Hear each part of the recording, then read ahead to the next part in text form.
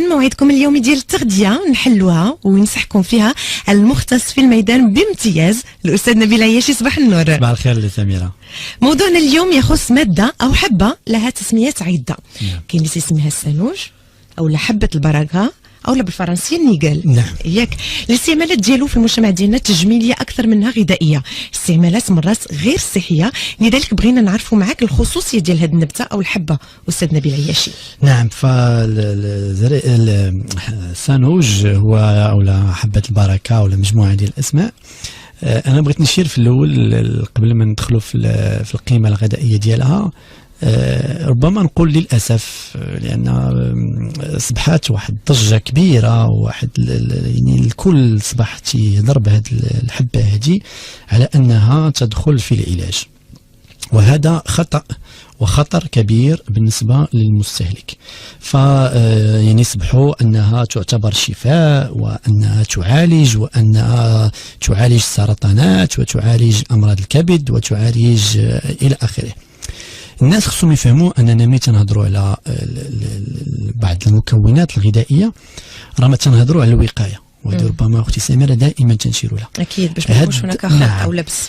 هاد الضجه اللي صبحت الان على الحبه السوداء، واللي يصبحوا الناس ربما حتى يصابون بامراض عاد تيمشيو يقلبوا على هذيك الحبه السوداء، وهذا اكبر خطا، اكبر خطا يرتكب في حق هذه الحبوب ولا في حق هذه الاغذيه، لان هاد السانوج وداخل معاه حتى زريعه الكتان والزنجلان وحب رشاد وحبه حلاوه الى اخره.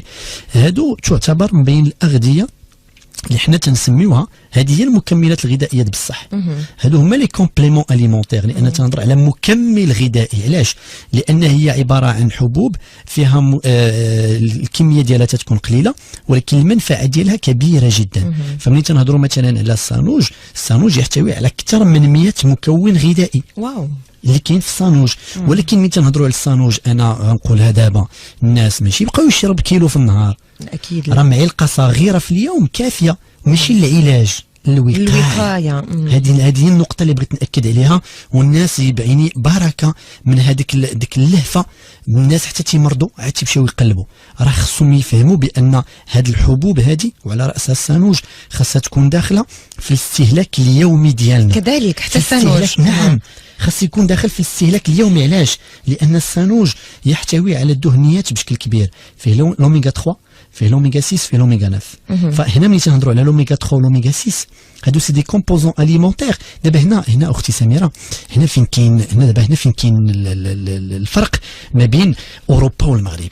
وهنا انا بغيت بين قوسين نفتح واحد القوس ونشكرك انت سميره، ونشكر راديو دوزيام اللي منحتنا هذه الفرصه باش نوضحوا هذه المسائل هذه. ملي تنهضروا على سميره على لوميغا 3، لوميغا 3 الان عالميا الكل تيهضر على لوميغا 3، سي ديفنو على مود، بحيث ان الناس يقول لك اي مرض عندك تقول لك سير خذ لوميغا 3. هاد لوميغا 3 سو فورم دو كومبليمون اليمونتير، ياخذها واحد في الدنمارك ما عنديش مشكل، ياخذها واحد في كندا ما عنديش مشكل، ياخذها واحد جو سي با في استراليا ما عنديش مشكل. علاش؟ لان ما عندوش مكونات طبيعيه اللي غيجيب لنا ديك لوميغا 3. اما باش واحد في المغرب عندنا السانوج الثمن ديالو دراهم معدودات، ونمشي نقلب انا على لوميغا 3 سو فورم دو كومبليمون اليمونتير، هذا اكبر خطا يرتكب في حق الصحه ديالنا. يعني ممكن نسد الاحتياجات ديالي فقط من لوميغا 3 عن طريق تناول ملعقه صغيره ديال الخليط ما بين الزنجلان وزريعه الكتان والسانوج. واخا كنتي تكلمتي لنا على هذه الحبوب هذه وبامكانيه نخلطوها مع العجين ديال الخبز. نعم. واش السانوج هو تيدخل في هذه القضيه هذه؟ واش يعني بغيت نقول واش السانوج نقدروا ناكلوه كحبه؟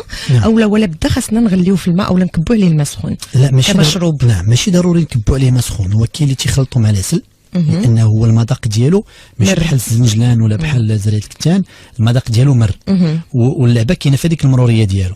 يعني هذه النقطه الاولى. النقطه الثانيه ان هذاك السانوج يعني المكونات الغذائيه اللي فيه كاين مساله، الناس اللي تيقدر عليه في الخبز يديروا في الخبز ماشي مشكل، الناس اللي ما تيقدروش عليه في الخبز اشنو غيخسر وشحال كومبيان دو طون سافا نو دوموندي الا درنا معلقه صغيره في فمنا وشربنا على كاس الماء. بحال تناخذ ان كومبريمي ولا ما سافا غيان دوموندي، لا في الفلوس ولا في الوقت ولا في حتى شي حاجه. يعني انت تفضل اننا نشربوها هكذاك؟ انا تنقول الناس اللي ما قادرينش انهم يا اما نخلطوها مع العسل ونشربوها مع العسل في الصباح، نعجنوها في الخبز، ولكن الناس اللي ما قادرينش عليها في الخبز تجيهم مره يديروها في فمهم يشربوا عليها معلقه ديال الماء. علاش؟ لان هذه الحبوب هذه الجسم ديالنا تيحللها، تيفرتتها وتيجبد المكونات الغذائيه ديالها. فملي تنهضروا على هاد الحبه البركه ولا هاد الصانوج، يعني هي فيها فيتوستروجينات. هاد الفيتوستروجينات اشنو تدير؟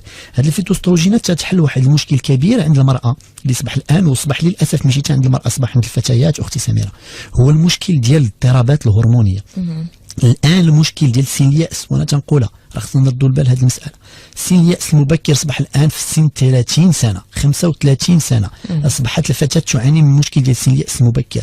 هذه الاضطرابات الهرمونيه اللي عندها علاقه بنقص في هذه الفيتوستروجينات وعندها علاقه في نقص الاوميغا 3 الى اخره، باش يمكننا نقيو راسنا منه عن طريق تناول الصانوج. يعني انا تنهضر ماشي في العلاج، انا تنعاود نكررها للمره الالف، خاص تكون داخله في العاده الغذائيه ديالنا، لان فرق كبير جدا اختي سميره ما بين واحد كابر بالخبز معجون بزريعه الكتان ولا بالصانوج ولا بالزنجلان، وواحد اللي عمرو يمكن ما كلا هذاك الصانوج.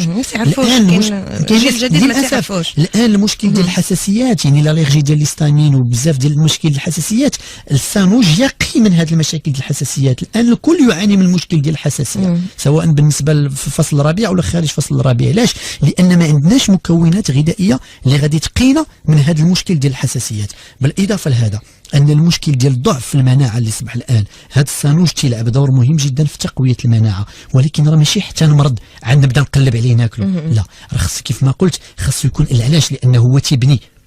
فباش نبني ماشي حتى تتري بالدار عاد تنقلب من السواري، لا، الا ضربت في سي ترو طار، خصني نقوي السواري قبل ما تري بالدار. واضح.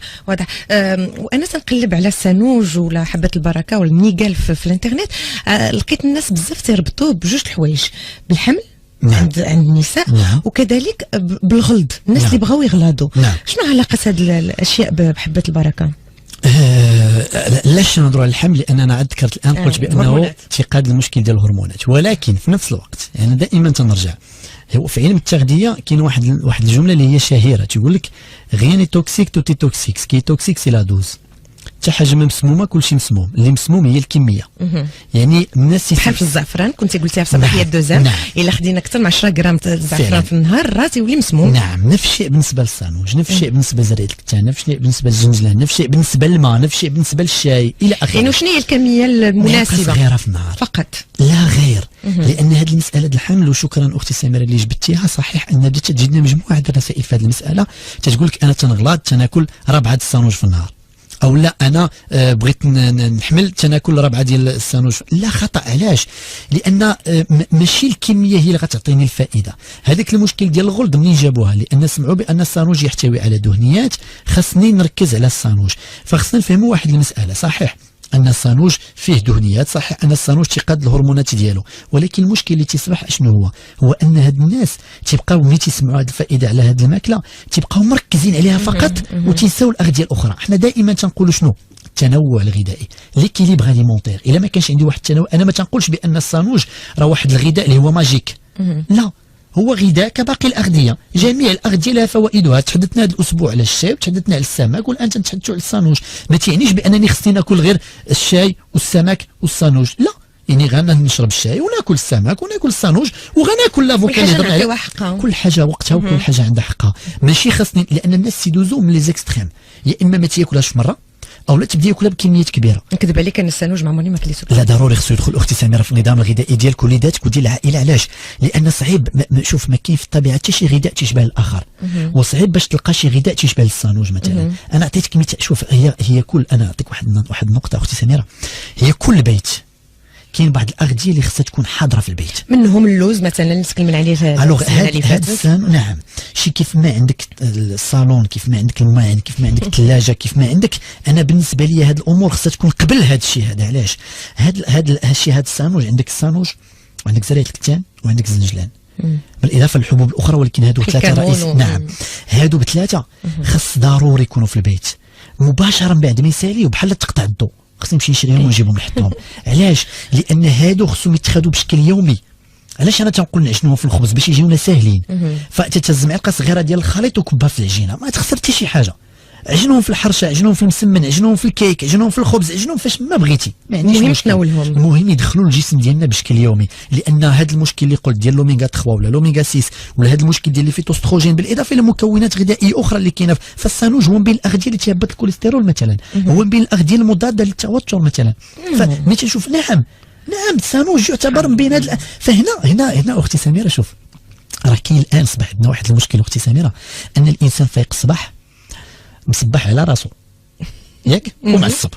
صحيح. فاق شاف راسو في المرايه ومعصب، هو نايض من الفرش معصب، باقي ما شاف حتى حاجه. علاش؟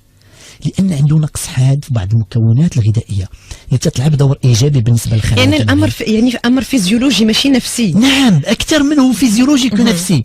راك وانا قلت لك الانسان راه تلقى الانسان مسافر عطله ما عنده حتى مشكل، فلوس موجوده وهذا، وفايق الصباح معصب، او لا فايق الصباح وعنده شي مشكل. علاش؟ لان عندنا نقص حاد في بعض المكونات الغذائيه، وداك الشيء علاش ذكرت انا في الاول ان من بين افضل المكملات الغذائيه اللي الناس خصهم يدخلوها الجسم ديالهم. فعاود لان اسمحي لي اختي سميره نقول واحد الجمله وهي واقع وحقيقه اصبحنا تنعيشوه، ان للاسف وخصوصا النساء اصبحوا تتباهاو في مبعدياتهم بهذوك لي كومبليمون اليمونتير اللي عندها في الساك. هذه عندها المغنيسيوم، هذه عندها الفيتامين بي، هذه عندها هذه عندها هذه. فللاسف هذا تنافس اللي هو انا بالنسبه لي ما خصوش يكون. خصنا نتنافسوا في هذه الانواع ديال الاغذيه هذه. انا خصنا نتنافسوا. انا ملي غيدخل عندي الضياف غنحط على واحد الزلافه فيها الصانوج وزنزلان وجرعه الكتان، وغنقول لهم يلاه ديروها مع الزيت ولا ديروها في وسط الخبز ولا ديروها في الحرشه، ناكلوها كيف ما بغينا. المهم ناكلوها. هذا هو التنافس الشريف والتنافس الصحي. علاش؟ لانني تنفيذ هذاك السيد اللي جا عندي وتنفيذ صحتي وتنفيذ صحه وليداتي. وانا غادي نفيد المستمعين الى امكن بواحد الوصفه اللي تناول السانوج. كيف ما قال الاستاذ نبيل عياشي ماشي كلشي تيقدر يتناول السانوج للمروره ديالو. فاليوم انا سنقترح عليهم واحد المشروب بالسانوج. يكفي اننا نستعملوا ملعقه صغيره من حبه البركه والسانوج، 2 معالق صغيره من حبه حلاوه او النافع، معلقه صغيره الكمون، كاس ونص من اوراق النعناع يعني اللي غليناهم في الماء ديال النعناع. كل شيء هاد المكونات سنزيدوهم في هذاك الماء ديال النعناع، تنزيدوا عليها في الاخر شويه ديال السكر او لا شويه ديال العسل عفوا نعم. وتنشربوه على الريق يوميا. فالمذاق لذيذ وتنتفعوا ماشي غير من السانوج بل من كل المكونات ديال هذه الوصفه هذه على ذكر الكمون، حبه حلاوه والنعناع. شكرا استاذ نبيل عياشي على الحلقه ديال اليوم. نتلاقاو غدا ان شاء الله وحلقه اخرى.